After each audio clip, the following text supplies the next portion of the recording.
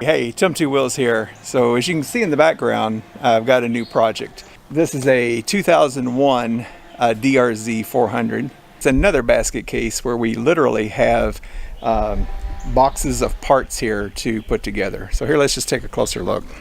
It's got an issue with the bottom end.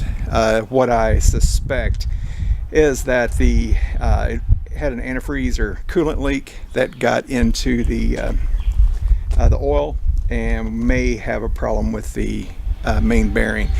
That is just purely guesstimation at this point in time, because I just got it home, got it unloaded, and I've yet to get into it to see. But for this project, I'm going to be tearing the engine down and checking the main bearings, checking everything on the bottom end out, rebuilding the motor altogether, and getting the bike back together and in good running condition to take on the trails.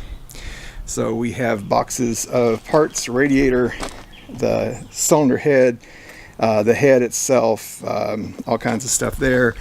Over here we have, of course, all the different plastics, the sides, air boxes, etc., and everything that we need to make it running, and of course a fuel tank.